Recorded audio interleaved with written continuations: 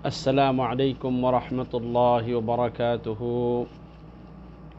الحمد لله رب العالمين والعاقبة للمتقين والصلاة والسلام على أشرف الأنبياء والمرسلين نبينا محمد وعلى آله وأصحابه أجمعين.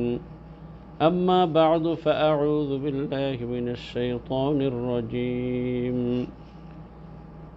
تلك الرسل فضلنا بعضهم على بعض منهم من كلم الله ورفع بعضهم درجات وقال الله سبحانه وتعالى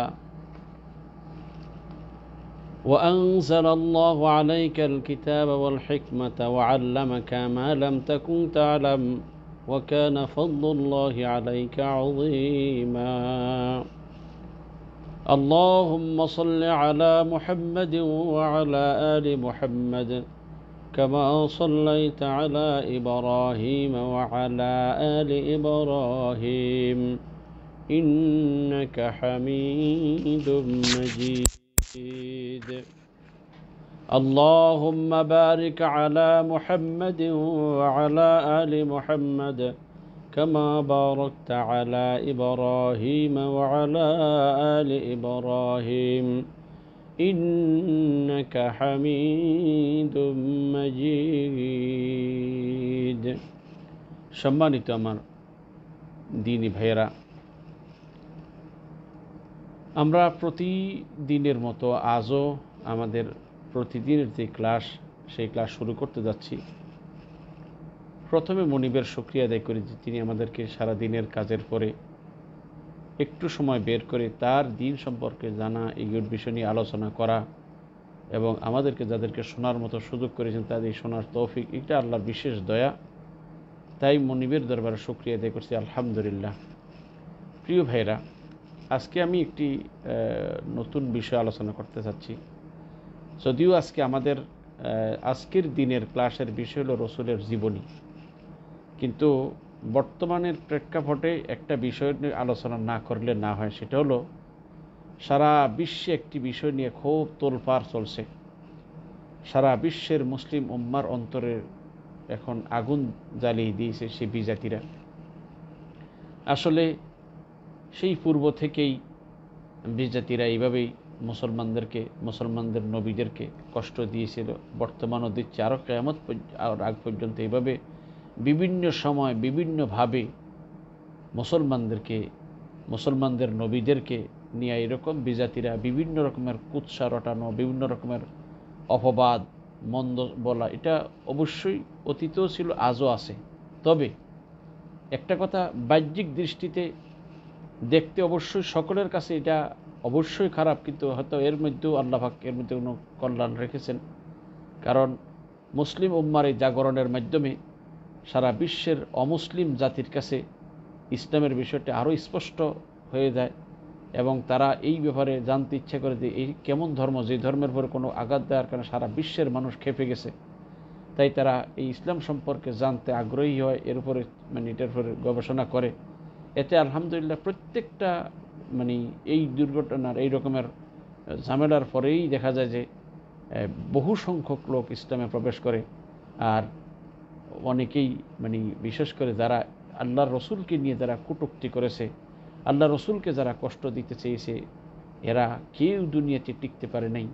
আবু জাহেল, আবু লাহাব, উতবা, শাইবা, ওয়ালিদ ইবনে মুগীরা এবং তাদের অনুসারীরা যারা কিয়ামত পর্যন্ত যে বা যাহারা এই বিশ্ব নবীকে নিয়ে কটূক্তি করেছে, বিশ্ব নবীর ব্যঙ্গচিত্র তৈরি করেছে, অতীতেও কেউ রেহাই পায় নাই, বর্তমানও পাবে না, বর্তমানও পাইতেছে না, ভবিষ্যতেও পাবে না। সেই জন্য ভাইদেরকে বলবো, প্রথমে আমি ওই বিষয়ে আমাদের অর্থাৎ বিশ্ব নবীর সম্মান রক্ষার্থে বা আমাদের করণীয় কি, এই বিষয়ে কথা বলার আগে আমার বিশ্ব নবীর মহান মর্যাদা সম্পর্কে কিছু কথা আমি আপনাদেরকে শোনাতে চাইছি। প্রথম কথা হলো যে আল্লাহ রাব্বুল ইজ্জতুল জালাল তার এই সৃষ্টি জগতের মধ্যে সর্বশ্রেষ্ঠ মর্যাদার অধিকারী বানিয়েছেন আম্বিয়া কেরামগণকে। কেননা আল্লাহ রাব্বুল ইজ্জতুল জালাল তিনি এই সব সৃষ্টি জগতের একমাত্র স্রষ্টা, আর তিনি এই সৃষ্টি জগৎ থেকে একবারে বাছাই করে আম্বিয়া কেরামদের নবী রসুলগণকে তিনি বাছাই করে নিয়েছেন। আল্লাহ বলছে আল্লাহ ইয়াসতাফি মিনাল মালাইকাতি রাসূলান ওয়া মিনান নাস, আল্লাহ পাক ফেরেশতা এবং মানুষদের কিছু লোককে বাছাই করে আল্লাহ পাক এদের রিসালাতের জন্য নির্ধারণ করেছেন। তাইলে আল্লাহ সুবহানাহু ওয়া তাআলা ফেরেশতাদের মধ্য থেকে সর্বোত্তম ফেরেশতা যারা এই রিসালাতের দায়িত্বের জন্য গ্রহণ করবেন বেছে নিয়েছেন, এবং মানুষদের মধ্য থেকে সর্বোত্তম মানুষ যারা আছে তাদেরকে আল্লাহ নিজে বাছাই করে নিয়েছেন। আর সর্বোত্তম মানুষ হলো যে নবী রসুলগণ। তো এই জন্য আল্লাহ বলছেন, আল্লাহ পাক আল্লাহ রসুলকে বলছেন ওয়া আনজালাল্লাহু আলাইকাল কিতাবা ওয়াল হিকমাহ। আল্লাহ সুবহানাহু ওয়া তাআলা এই নবীর ব্যাপারে বলতেছেন, আল্লাহ আপনার প্রতি ওয়া আনজালা আলাইকাল কিতাব, আল্লাহ পাক আপনার প্রতি কিতাব অবতরণ করেছেন, হিকমত অবতরণ করেছেন। ওয়া আল্লামাকা মা লাম তাকুন তা'লাম, মানে আপনি যা জানতেন না সেই বিষয়ে আপনাকে জানিয়েছেন। ওয়া কানা ফাদলুল্লাহি আলাইকা আযীমা, আর আল্লাহর ফজল, আল্লাহর দয়া আপনার প্রতি বড় মহান, বড় অসীম। তো আপনার মানে আল্লাহর বড় মহান। তার মানে হলো যে এই আয়াতের ভিতরে আল্লাহ সুবহানাহু ওয়া তাআলা রাসূলকে অন্য সকল মানুষের সাথে অধিক মর্যাদা দিয়েছেন, এটা প্রমাণ করেছেন।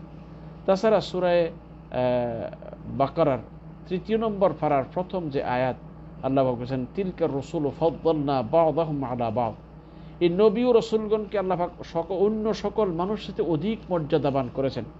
তবে এই সকল নবীগণ এক মর্যাদার নয়, নবীগণের মধ্যে আবার স্তরে স্তরে বিভক্ত আছে, এখানে বেশ কম রয়েছে। সাইবের এক কথায় আল্লাহ বলছে তিলকা রাসূলু ফাদ্দালনা বা'দাহুম আলা বা'দ, এই রাসূলগণের কিছু সংখ্যক নবীকে কিছু সংখ্যক নবীর উপর প্রাধান্য দিয়েছেন। তাদের থেকে কারোর সাথে আল্লাহ পাক কথা বলেছেন, কারোকে আল্লাহ পাক উচ্চ মর্যাদা আল্লাহ দান করেছেন। তো প্রিয় ভাইরা, যে কথাটা আপনাদেরকে বলতে চাচ্ছি যে আল্লাহ সুবহানাহু ওয়া তাআলা তার হাবিব মুহাম্মদুর রাসূলুল্লাহ সাল্লাল্লাহু আলাইহি সাল্লামকে নবী কুলের সর্বশ্রেষ্ঠ মর্যাদা, অর্থাৎ আম্বিয়া কেরামগণের মধ্যে, এটা আমরা আগে বলছিলাম, নবীগণ হলো সৃষ্টির সেরা মানব। তার ভিতরে নবীদের ভিতরে মানে যত নবী 1,26,000 নবী রসুল যারা, তাদের ভিতরে 313 জন রসুল, আর 313 জনের ভিতরে 5 জনের সর্বোচ্চ মর্যাদা, যাদেরকে উলুল আজম মিনার রসুল বলা হয়। যেমন হযরত নূহ আলাইহিস সালাম, ইব্রাহিম আলাইহিস সালাম, মূসা আলাইহিস সালাম, ঈসা আলাইহিস সালাম, মুহাম্মদুর রাসূলুল্লাহ সাল্লাল্লাহু আলাইহি ওয়াসাল্লাম। এই 5 জনের ভিতরে মুহাম্মদুর রাসূলুল্লাহ সর্বশ্রেষ্ঠ। আমরা এই সবগুলোর ভিতরে মিলে যদি এক কথা বলি, রাসূলুল্লাহ সাল্লাল্লাহু আলাইহি ওয়াসাল্লাম সৃষ্টি জগতের সর্বশ্রেষ্ঠ মর্যাদার অধিকারী ব্যক্তি। অর্থাৎ আল্লাহ রাব্বুল ইজ্জতুল জালাল যত বস্তু সৃষ্টি করেছেন, এই সৃষ্টি জগতের মধ্যে সর্বশ্রেষ্ঠ মর্যাদার অধিকারী তিনি হলেন মুহাম্মদুর রাসূলুল্লাহ সাল্লাল্লাহু আলাইহি ওয়াসাল্লাম। এটা সত্য। এবং আরেকটা জিনিস হলো যে এই যে আল্লাহ রাব্বুল ইজ্জতুল জালাল আল্লাহর রাসূলের ব্যাপারে বলছেন ওয়া রাফা'না লাকা যিকরাক, হে নবী আমি আপনার মর্যাদার জন্য আপনাকে এমনি আপনার স্মরণকে আমি সমুন্নত করেছি। মানে আল্লাহ পাক আল্লাহ রসুলের মানে স্মরণটাকে এটা অনেক উচ্চ করে দিয়েছেন। আজ পৃথিবীতে দেখুন রসুলের এই নাম আজানে, একামতে, সর্ব জায়গায়, ওয়াজ মাহফিলে, বিভিন্ন জায়গায় আল্লাহ পাক রসুলের এই নামটাকে আল্লাহ সমুন্নত করে রেখেছেন। তাহলে আমরা এটা বুঝলাম যে সৃষ্টি জগতের সর্বশ্রেষ্ঠ মর্যাদার অধিকারী হলেন আমাদের প্রিয় নবী মুহাম্মদুর রাসূলুল্লাহ সাল্লাল্লাহু আলাইহি ওয়াসাল্লাম। আর তিনি সর্বশ্রেষ্ঠ মর্যাদার অধিকারী বলে আল্লাহ সুবহানাহু ওয়া তাআলা সকল নবী ও রাসূলগণের কাছ থেকে একটা প্রতিশ্রুতি বা ওয়াদা নিয়েছেন যে তোমাদের উপস্থিতি যদি আমার নবী আসে তাহলে তোমরা তার প্রতি ঈমান আনবে, তার সাহায্য করবে। এই ব্যাপারে আল্লাহ পাক কোরআন কারীমে সূরা আলে ইমরানের 81 নং আয়াতে আল্লাহ বলেন وَإِذْ أَخَذَ اللَّهُ مِيثَاقَ النَّبِيِّينَ لَمَا آتَيْتُكُم مِّن كِتَابٍ وَحِكْمَةٍ ثُمَّ جَاءَكُمْ رَسُولٌ مُصَدِّقٌ لِّمَا مَعَكُمْ لَتُؤْمِنُنَّ بِهِ وَلَتَنصُرُنَّهُ قَالَ أَأَقْرَرْتُمْ وَأَخَذْتُمْ عَلَى ذَلِكُمْ إِصْرِي قَالُوا أَقْرَرْنَا قَالَ فَاشْهَدُوا وَأَنَا مَعَكُمْ مِنَ الشَّاهِدِينَ। আল্লাহ সুবহানাহু ওয়া তাআলা এই আয়াতের ভিতরে কি বলতেছেন, আল্লাহ পাক আল্লাহ রাসূলকে স্মরণ করুন সেই কথাকে যখন আল্লাহ তাআলা নবীদের থেকে অঙ্গীকার নিয়েছেন। কি অঙ্গীকার? আমি তোমাদেরকে যে কিতাব ও হিকমত দিয়েছি, অতঃপর তোমাদের কাছে যা আছে তা সত্যায়ন রূপে একজন রসূল তোমাদের কাছে আসবে, তখন অবশ্যই তোমরা তার প্রতি ঈমান আনবে এবং তাকে সাহায্য করবে। তারপর যে তিনি বললেন তোমরা কি স্বীকার করেছ এবং এর উপর আমার প্রতিশ্রুতি গ্রহণ করেছ? তারা বলল, আমরা স্বীকার করলাম। আল্লাহ বললেন, তবে তোমরা সাক্ষী থাকো এবং আমিও তোমাদের সাথে সাক্ষী রইলাম। সূরা আলী ইমরানের ৮১ নং আয়াতের ভিতরে এটা আল্লাহ সুবহানাহু ওয়া তাআলা সমস্ত আম্বিয়া কেরামদের কাছ থেকে একটা ওয়াদা নিয়েছেন যে তোমাদের জীবদ্দশায় যদি আমার নবী বিশ্বনবী মুহাম্মদুর রাসূলুল্লাহ সাল্লাল্লাহু আলাইহি ওয়াসাল্লামের আবির্ভাব ঘটে, এটা তো আল্লাহ জানে ঘটবে না, তারপরে এটা ওয়াদা নিলেন যদি ঘটে তাহলে তোমরা তার প্রতি ঈমান আনবে এবং তাকে সাহায্য সহযোগিতা করবে।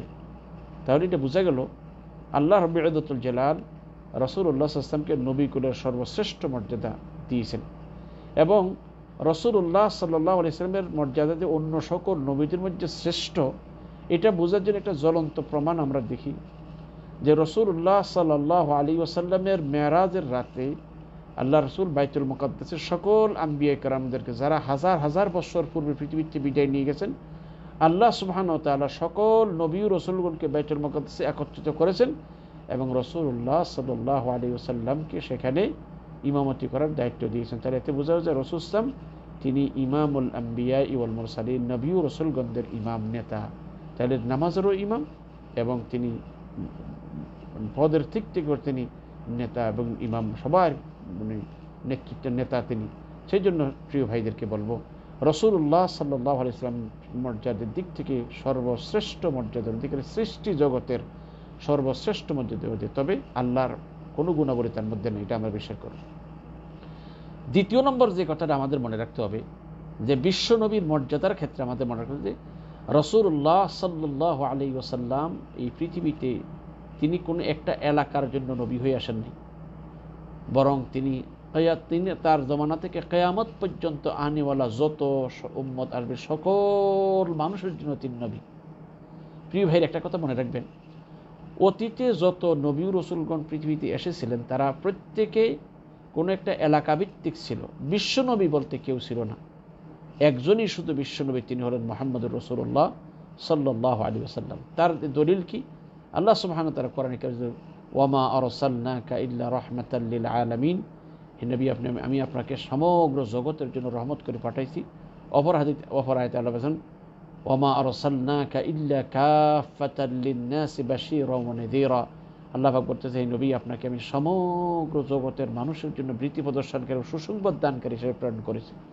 তাইলে এই পৃথিবীতে যত নবী ও রাসূল এসেছিলেন প্রত্যেক নবী ও রাসূল কোনো এলাকাভিত্তিক কোনো সময় সাময়িক অবস্থার জন্য এসেছেন, কিন্তু মুহাম্মদুর রাসূলুল্লাহ সাল্লাল্লাহু আলাইহি ওয়াসাল্লামকে আল্লাহ পাক সমগ্র পৃথিবীর মানব দানব, কালো সাদা, সব আরব অনারব সকলের জন্য নবী ও রাসূল করে প্রেরণ করেছেন। কিয়ামত পর্যন্ত যত মানুষ এই পৃথিবীতে আসবে প্রত্যেকটা মানুষের উপর ফরজ হলো বিশ্ব নবীর প্রতি ঈমান আনা।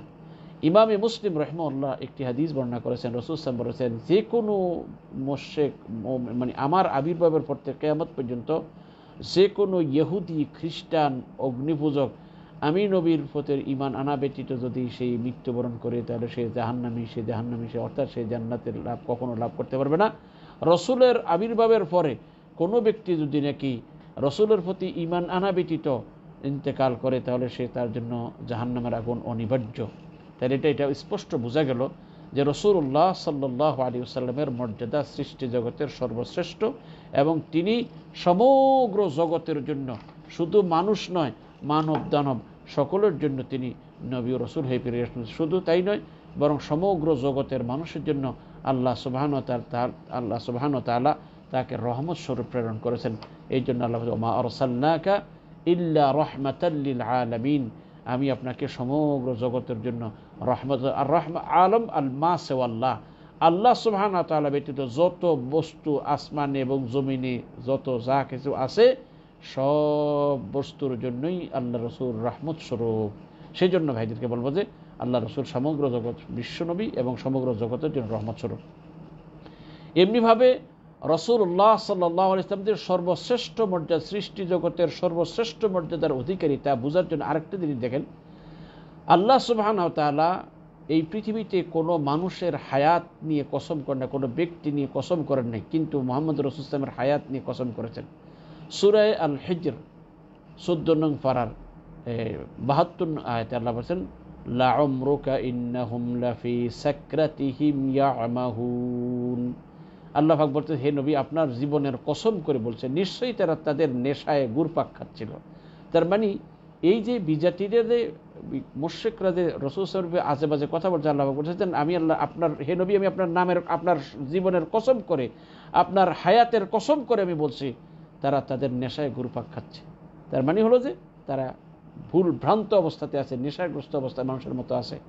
সেখানে হযরত রাসূলুল্লাহ সাল্লাল্লাহু আলাইহি ওয়াসাল্লাম ব্যতীত এই সৃষ্টি জগতের কোনো ব্যক্তির নামে, কোনো মানুষের নামে, কোনো দানবের নামে আল্লাহ সুবহানাহু ওয়া তাআলা কখনো কসম করেন নাই। হযরত রাসূলুল্লাহ সাল্লাল্লাহু আলাইহি ওয়াসাল্লামের নামে তার হায়াতের কসম করে তিনি এই রাসূল সাল্লামের মর্যাদাকে বহু গুণে উন্নীত করেছেন। তাছাড়া এই পৃথিবীতে দেখুন, আল্লাহ সুবহানাহু ওয়া তাআলার নিকট যে রাসূল সাল্লামের মর্যাদা অন্য সকল নবীর চাইতে বেশি, এটা যদি আমরা কোরআনুল কারীম অধ্যয়ন করি তাহলে আমরা অবশ্যই এটা আমাদের কাছে স্পষ্ট হয়ে যাবে। আল্লাহ সুবহানাহু ওয়া তাআলা কোরআনুল কারীমে রাসূলুল্লাহ সাল্লামের নাম মানে 4 বার মুহাম্মদ নামে, একবার আহমদ নামে বর্ণনা করেছেন, কিন্তু ডাকার জন্য নয়। আল্লাহ সুবহানাহু ওয়া তাআলা কোরআনুল কারীমে যখনই কোনো নবীকে ডাকার প্রয়োজন বলে মনে করেছেন তখন ওই নবীর নাম নিয়ে ডেকেছেন।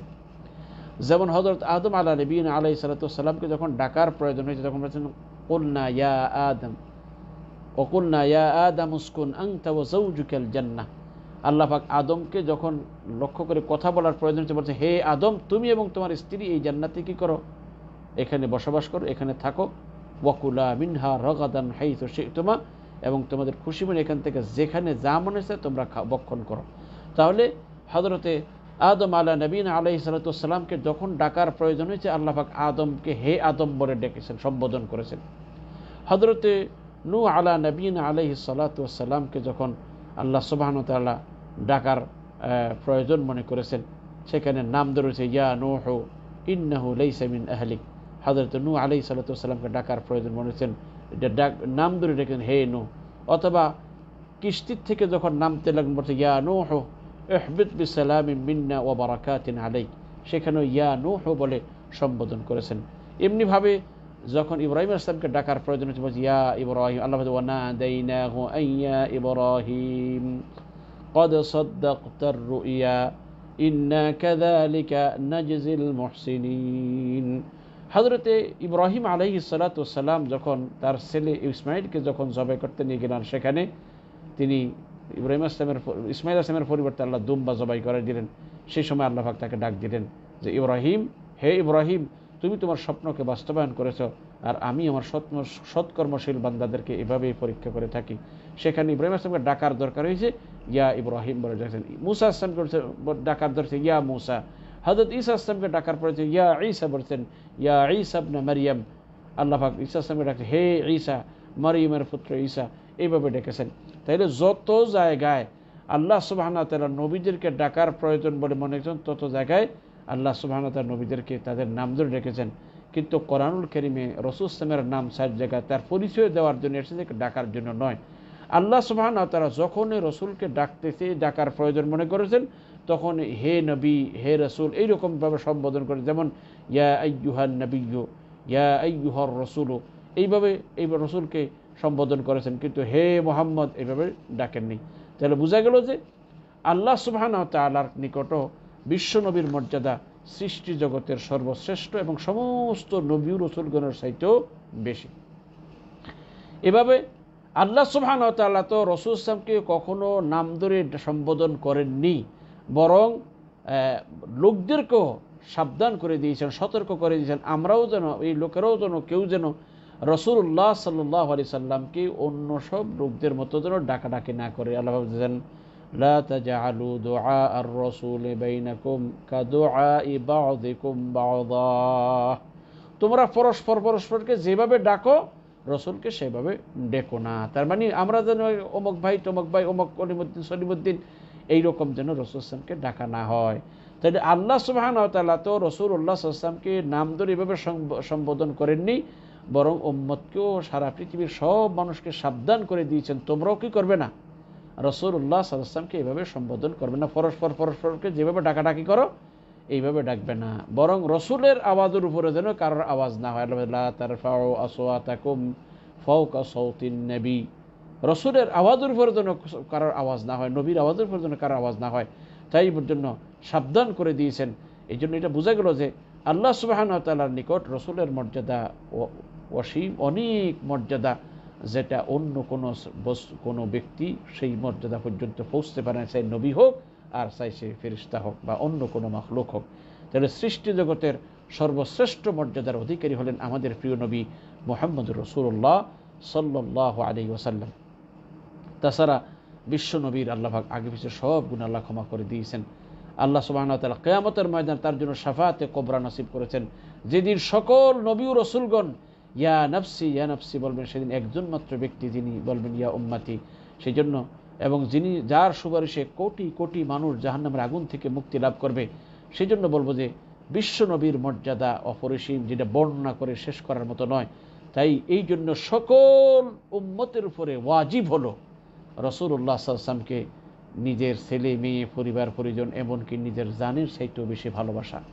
রাসূল সাল্লাল্লাহু বলেছেন, আমি সেই সত্তার কসম করে বলছি, তোমরা ততক্ষণ পর্যন্ত পরিপূর্ণ ঈমানদার হতে পারবে না যতক্ষণ পর্যন্ত আমি নবী মুহাম্মদ সাল্লাল্লাহু আলাইহি ওয়াসাল্লামকে তোমরা তোমাদের পিতা, তোমাদের সন্তান সন্ততি এমনকি তোমাদের নিজের চাইতে বেশি আমাকে ভালো না বাসবে।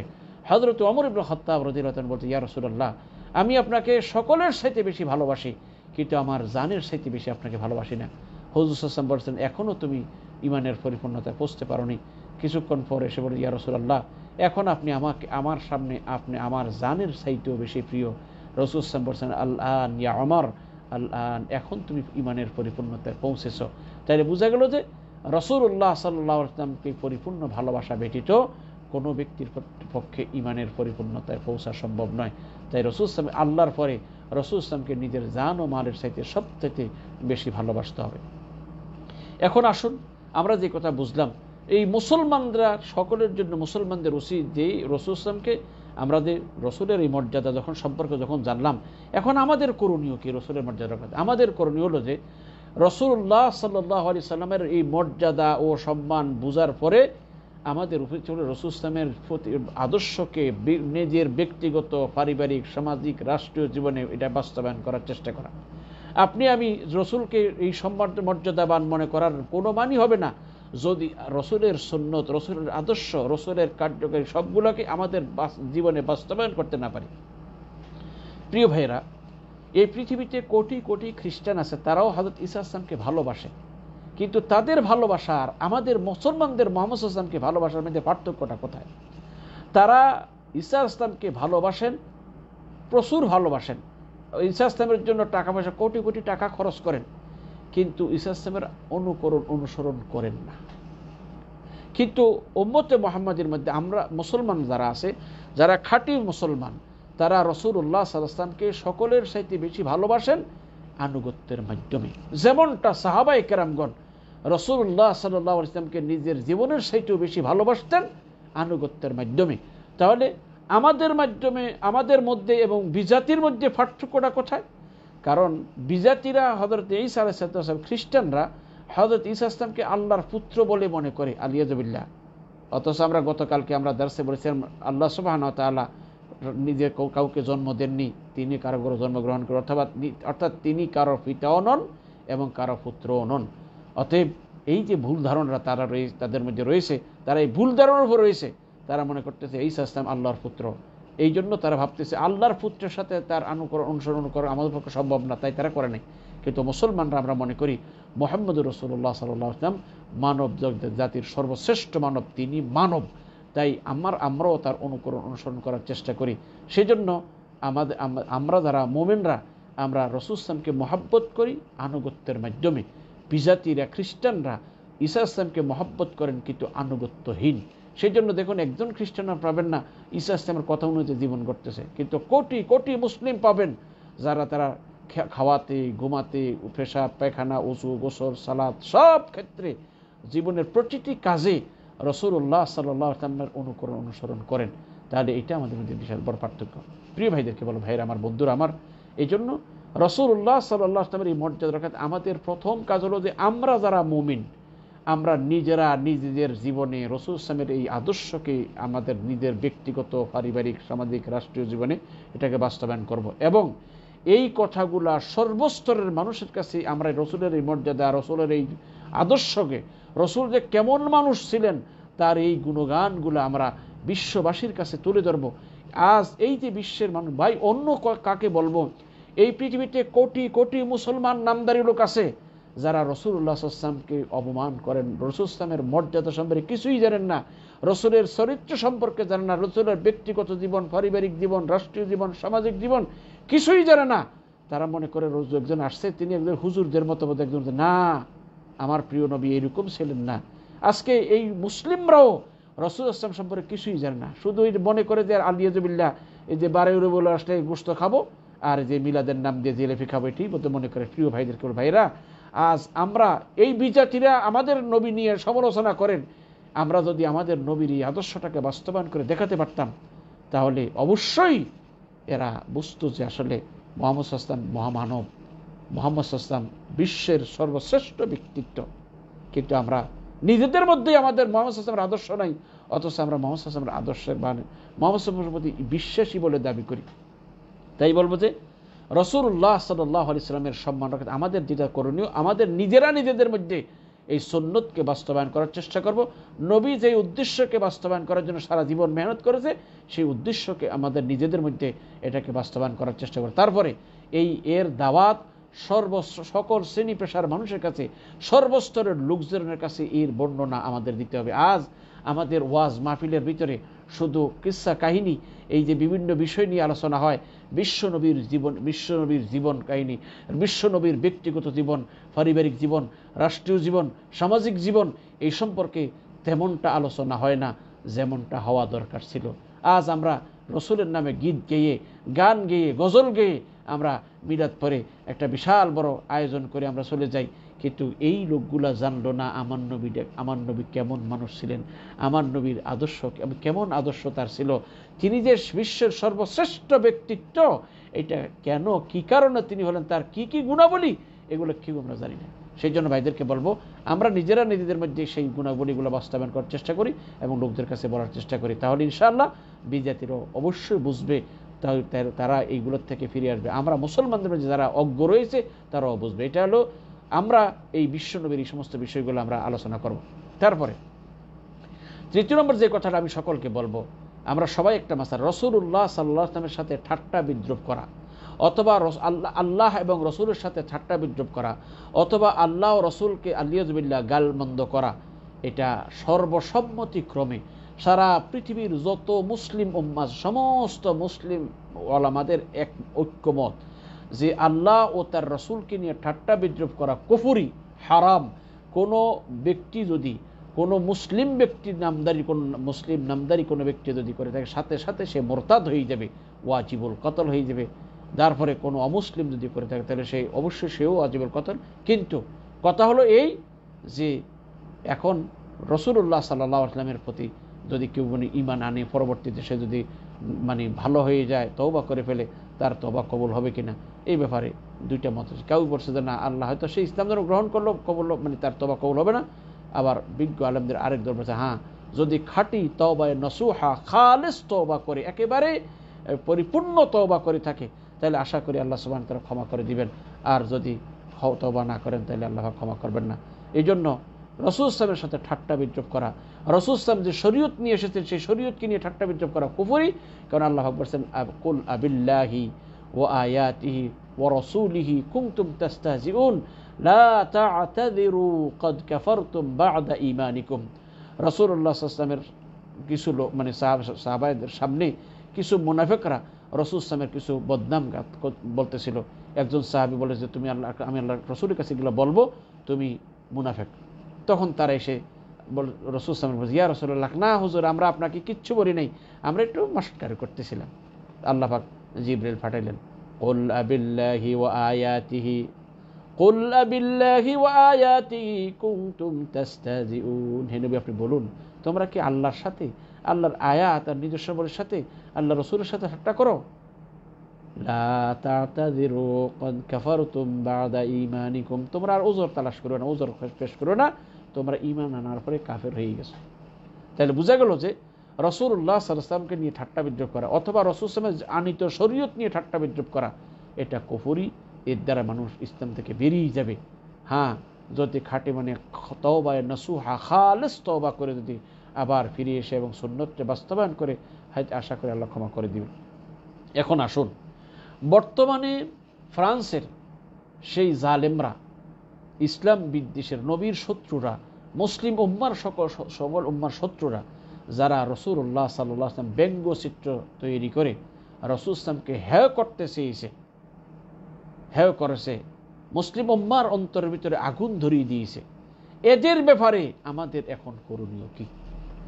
প্রিয় ভাইদেরকে বলবো, সারা বিশ্ব আজ সব ক্ষোভে ফেটে যাচ্ছে, সারা বিশ্বের মানুষ।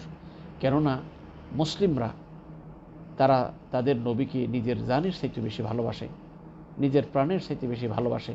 সেই জন্য সেই নবীকে যখন কেউ কটাক্ষ করে, সেই নবীকে যখন কেউ নবীর ব্যঙ্গচিত্র তৈরি করে, তখন মুসলিমরা সহ্য করতে পারে না, তখন তারা গোস্বায় ফেটে যায়, তারা এর প্রতিশোধ নেওয়ার জন্য চায়। প্রিয় ভাইদেরকে বলবো, এখন বর্তমান পরিস্থিতিতে এই ফ্রান্সের ব্যাপারে মুসলিম উম্মার করণীয় কি, সে ব্যাপারে বলবো যে অবশ্যই প্রথম যে কথা আছে যে আমরা এই কাজের সকল সর্বস্তরের সকল জনগণ, সব মুসলিম উম্মাহ, বিশেষ করে সকল মুসলিম রাষ্ট্রপ্রধানদের দায়িত্ব হলো তারা রাষ্ট্রীয়ভাবে এই কাজের নিন্দা জানানো। কেননা আমাদের এই আওয়াজ তাদের কাছে পর্যন্ত পৌঁছবে না, কারণ আমরা সাধারণ মানুষ। তবে সরকার যেহেতু তাদের সাথে আন্তর্জাতিক তাদের সাথে সম্পর্ক আছে, তাদের কর্তব্য হলো তারা এই যারা ফ্রান্সের সরকার কর্তৃক বা সরকারের পৃষ্ঠপোষকতায় যারা এই কাজ করতেছে তাদের উপযুক্ত শাস্তি দেয়া এবং এর জন্য মুসলিম উম্মার কাছে ক্ষমা চাওয়া এবং এটি তাকে বাধ্য করা, এটা সব মুসলিম রাষ্ট্রপ্রধানদের দায়িত্ব। আর আমরা যেটা আছে, আমরা এর অন্তঃস্থকে নিন্দা জানাইলাম এবং এটা আমরা লোকদের কাছে তার এই আমরা যে তার নিন্দা জানাচ্ছি, এটা আমরা লোকদের মধ্যে মুখে প্রকাশ করবো, অন্তরে নিন্দা দেবো, মুখে তার এই নিন্দার প্রকাশ করব। 2 নম্বর হলো যে এই নিন্দার প্রকাশের সাথে সাথে বর্তমানে যেটা আমাদের কুমিল্লা নোয়াখালীর আঞ্চলিক ভাষায় একটা কথা বলে যে ভাতে মারবো না হাতে মারবো, হাতে মারবো না ভাতে মারবো। বর্তমান বিশ্বের একটা বিশাল বড় মানে কোনো দেশকে কাউকে যদি আমরা শাস্তি দিতে চাই, তাহলে এটা একটা সহজ পদ্ধতি যে আমরা তাদের পণ্য, অর্থাৎ তারা যেই অর্থনৈতিক শক্তি অর্জন করে নিজেদেরকে স্বাবলম্বী মনে করেই আজ মুসলিম উম্মার প্রতি জুলুম অত্যাচার করতেছে, তাইলে তাদের এই অর্থনৈতিক শক্তিটাকে যদি আমরা দুর্বল করে দিতে পারি, তাহলে অবশ্যই তারা নুয়ে যাবে, নরম হয়ে যাবে। সেই জন্য তাদের দেশের তৈরি প্রোডাক্ট যেগুলো আছে, সেই প্রোডাক্টের বিকল্প আমরা যদি মুসলিম উম্মারা আমরা নিজেরা বানাতে পারি, তাদের তৈরি জিনিস থেকে যদি আমরা নিজেদেরকে আমরা এর থেকে বিনিয়োগ করতে পারি, এর থেকে তাদের মানে প্রোডাক্টের মোকাবিলা যদি আমরা না হই, আস্তে আস্তে তাদের অর্থনৈতিক যখন দুর্বল হয়ে যাবে, তখন তারা আর এইভাবে মুসলিমদের উপরে অকাতরে বা মুসলমানদের নবীদের উপরে এই রকমের মন্দ আচরণ করতে পারবে না। তাই আমি মনে করি, আর এটা আমার ব্যক্তিগত মত, যে এইভাবে আমরা সাধারণত তাদের উৎপাদিত যে সমস্ত বস্তু আছে, তাদের এই সমস্ত বস্তুগুলো সাধ্য অনুযায়ী মুসলিম উম্মারা নিজেরা তৈরি করব, অথবা এর বিকল্প যে মুসলিম দেশ থেকে যে সমস্ত প্রোডাক্ট আসতেছে, যে সমস্ত বস্তু আসতেছে, সেইগুলো ব্যবহার করে তাদের এই পণ্য বর্জন করার মাধ্যমে তাদের অর্থনৈতিক যদি আমরা দুর্বল করতে পারি, তাহলে অবশ্যই তারা একটু নড়ে চড়ে বসবে। আপনারা জানেন এর পূর্বে নিউজিল্যান্ড এবং অন্য দেশে, আরও হল্যান্ডে বা আরও অন্য দেশে যারা রাসূল নিয়ে ব্যঙ্গচিত্র করেছেন, মুসলিম উম্মাহ যখন খেপেছে, তখন দেখছে তার অর্থনৈতিক অনেক দুর্বল হয়ে গেছে, তখন তারা এই কাজ থেকে ফিরতে বাধ্য হয়েছে। তাই বলবো যে আমরাও চেষ্টা করি এই জালেমদের এই কমর ভেঙে দেওয়ার জন্য, তাদের অর্থনীতিকে দুর্বল করার জন্য তাদের প্রোডাক্ট, তাদের তৈরি বস্তু আমরা ব্যবহার করব না, বরং মুসলিম দেশে তার বিকল্প ব্যবস্থা করে আমরা এটা ব্যবহার করার চেষ্টা করব। আমরা নিজেরা আর্থিকভাবে স্বাবলম্বী হওয়ার চেষ্টা করি। তারপরে জিনিসটা বলতে হবে, একটা কথা এখানে মনে রাখতে হবে, তাদের কোনো প্রোডাক্ট যদি আমি নিজের টাকা পয়সা দিয়ে খরিদ করে ঘরে নিয়ে যাই, এগুলো ফেলে দেওয়ার প্রয়োজন নেই। যেহেতু আমরা টাকা দিয়ে কিনি, এগুলো আমার নিজের মালিকানা হয়ে গেছে, সেগুলো ফেলে দেওয়াতে আমার নিজেরই ক্ষতি হলো। মনে করেন কথার কথা, এখন মুসলিম উম্মার পৃথিবীতে যত মুসলিম উম্মা আছে, এখন মনে করেন 200 কোটি মানুষ, একটা কথার কথা, বা 100 কোটি মানুষ ধরে, 100 কোটি মানুষ ফ্রান্সের তৈরি জিনিস মনে করেন 500 কোটি টাকার বা 500 কোটি ডলারের জিনিস কিনছে। এখন এরা যদি কেনার পরে টাকাটা তো ফ্রান্সের কাছে চলে গেছে, এখন যদি এই $500 কোটি মাল তারা যদি ডাস্টবিনে ফেলে দেয়, তাহলে ক্ষতি কারা হলো? ফ্রান্স হলো, ক্ষতি হলো না, আমরা মুসলিম উম্মাহ ক্ষতিগ্রস্ত হলাম। কারণ আমাদের এই তৈরিকৃত এই টাকাগুলো, আমাদের এই টাকা, আমাদের কেনা জিনিস, এইগুলো আমরা এখন মালিক হয়ে গেছি, এগুলো আমরা ভোগ করব, পরে ভবিষ্যতের জন্য আর কিনবো না। কেননা যেই মালগুলো এখনও তাদের কোম্পানিতে রয়ে গেছে, সেই মালগুলা যদি আমরা না কিনে তাহলে নষ্ট হয়ে যাবে, তারা অর্থনৈতিকভাবে দুর্বল হয়ে যাবে।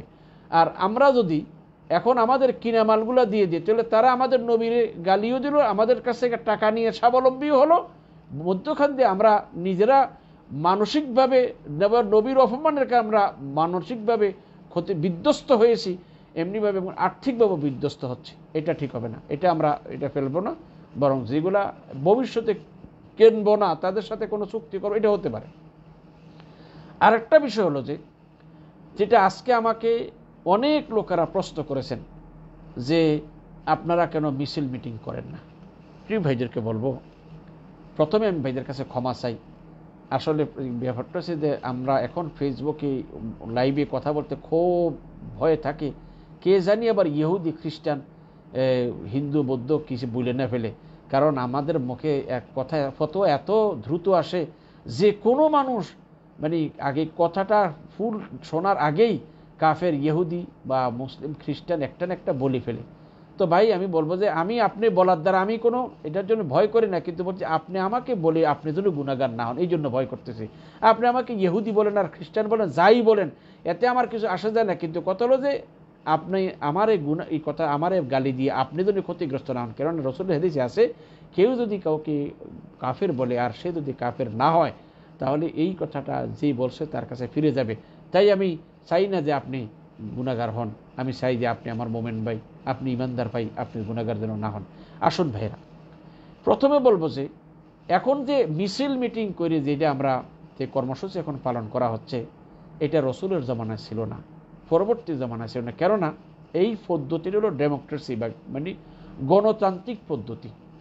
আর এই গণতান্ত্রিক পদ্ধতিটা সত্যি কথা বললে আশা করি ভাইরা ক্ষমার দৃষ্টি দেখবেন, গণতান্ত্রিক এই পদ্ধতিটা এটা ইসলাম শরীয়ত সম্মত নয়। তাই আমরা এই গণতান্ত্রিক পদ্ধতিতে এইভাবে রাসূল সাল্লাল্লাহু জামানায় সাহাবায়ে কেরাম, তাবিঈন, তাবেঈন, আইম্মায়ে মুজতাহিদিনের জামানায় যে বা যাহারা এই রকমের ইসলাম বিদ্বেষী কোনো আচরণ করে, তারা এইভাবে মিছিলের মাধ্যমে এটা করে। হ্যাঁ, প্রত্যেকে লোকদেরকে যেভাবে এটার নিন্দা জানিয়েছেন, প্রত্যেকে এটার বিরুদ্ধে যে মানুষকে সোচ্চার করেছেন, সজাগ করেছেন, তাদেরকে সাবধান করে দিয়েছেন, এটা হয়েছে। আমরাও এটা করতে পারি, এই ফ্রান্সের ব্যাপারে এটা সাবধান করতে পারি। মসজিদে আলেমরা গিয়ে লোকদেরকে এদের ব্যাপারে সচেতন করবে, নবীর গুণগান বলবে, মুসলিম উম্মাহ যেন বুঝতে পারে, এটা করবে। কিন্তু স্লোগান দেওয়ার ক্ষেত্রে, যেটা আমাকে একটু আগেও একজন ভাই প্রশ্ন করেছেন, আমি বলছি লাইভে বলবো। ফ্রি ভাই, এখন আমাদের বাংলাদেশে যেটা আমার ভাই একজন ভাই প্রশ্ন করেছে যে আমাদের বাংলাদেশে যে এতগুলো আলেম ওলামার করতে, তাহলে সবগুলো তারা জাহান্নামে যাবে? বা জান্নাত আর জাহান্নাম এটা আমার হাতে, এটা আল্লাহর হাতে। কে জান্নাতি আর কে জানে এটা বলো, এই কথা আমাদের বলার মতো কোনো অধিকার আমার নেই, কারোরই নেই। কারণ এটা শুধু একমাত্র আল্লাহ দেন।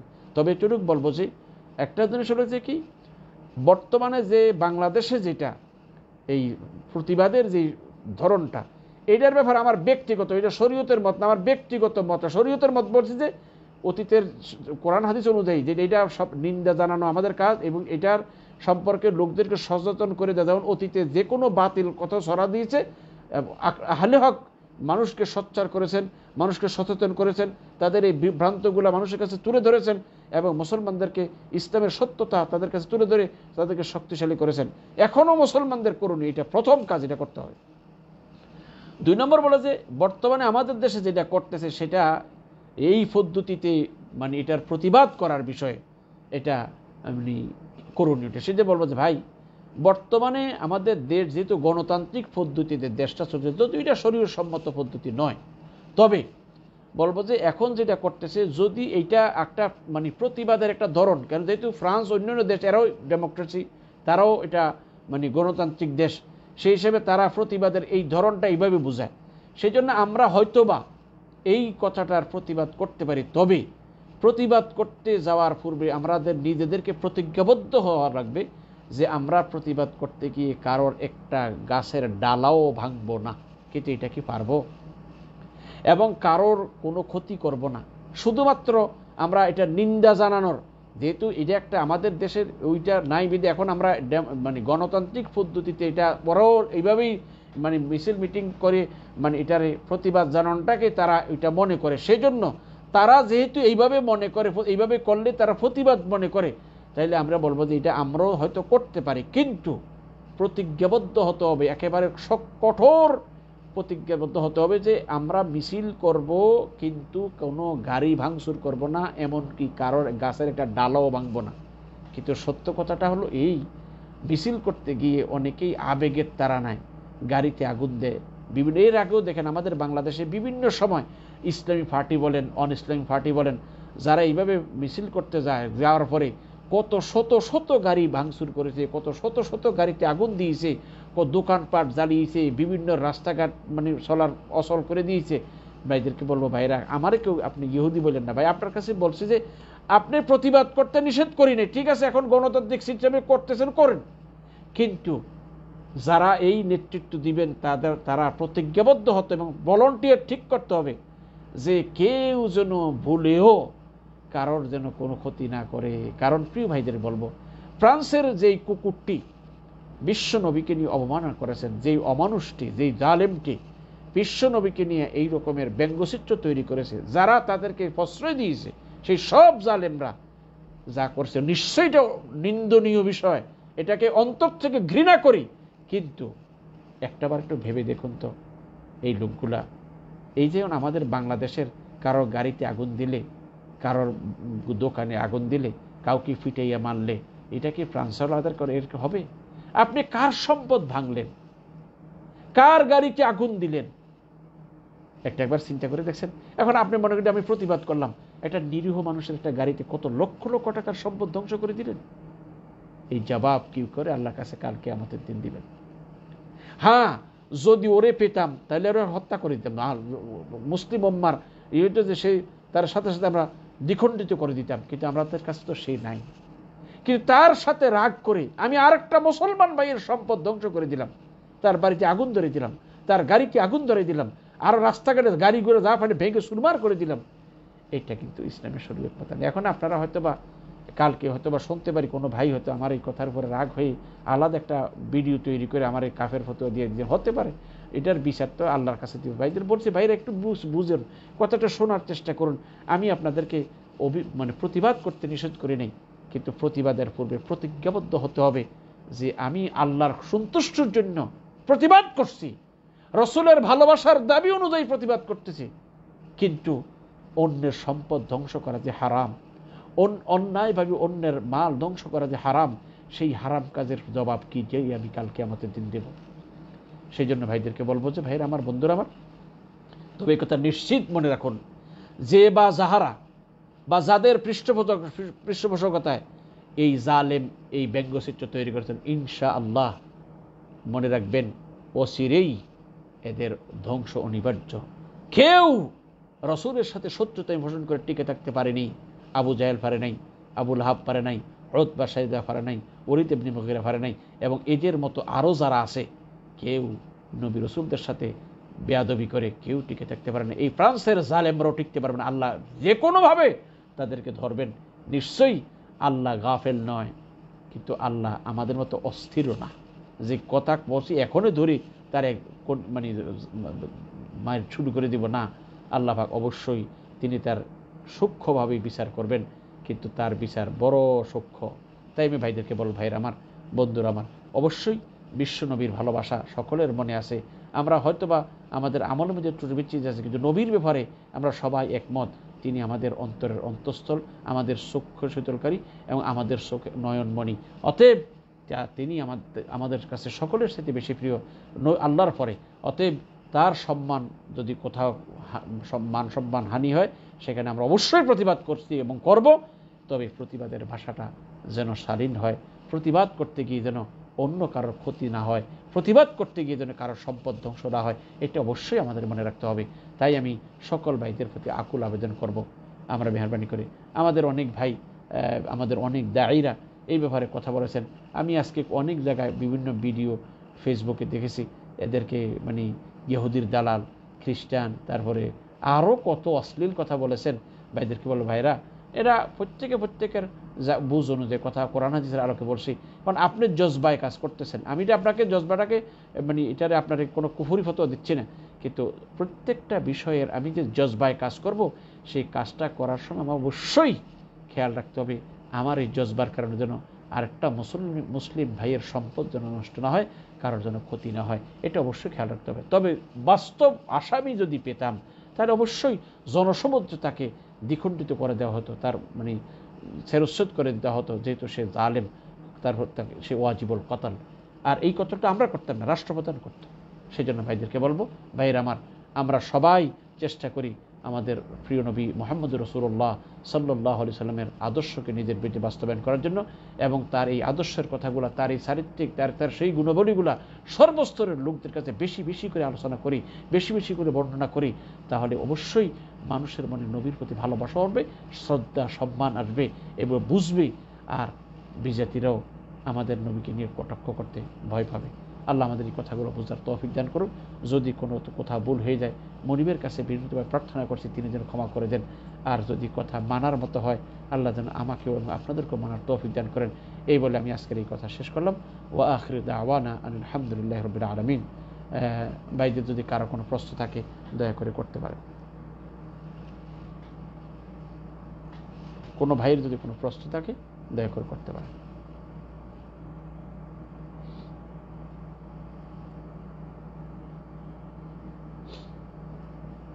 কারো কোনো প্রশ্ন নাই দেখতেছে। আমার ভাই মোহাম্মদ হোসেন ভাই সালাম দিয়েছেন, ওয়ালাইকুম আসসালাম ওয়া রাহমাতুল্লাহি ওয়া বারাকাতুহু। আল্লাহ ভাইকে ভালো রাখুক, সুস্থ রাখুক, নিরাপদে রাখুক। যে ভাই কারোর কাছে কোনো প্রশ্ন মনে হচ্ছে যে নাই, কেউ প্রশ্ন করে না, তো আল্লাহ আপনাদের সবাই ভালো রাখুক। রাত অনেক হয়ে যাচ্ছে, আপনাদের ঘুমাইতে হবে, ফজর নামাজ পড়া লাগবে। আল্লাহ কবুল করুন। সুবহানাকাল্লাহুম্মা ওয়া বিহামদিকা আশহাদু আল্লা ইলাহা ইল্লা আনতা আস্তাগফিরুকা ওয়া আতুবু ইলাইক। আসসালামু আলাইকুম ওয়া রাহমাতুল্লাহ।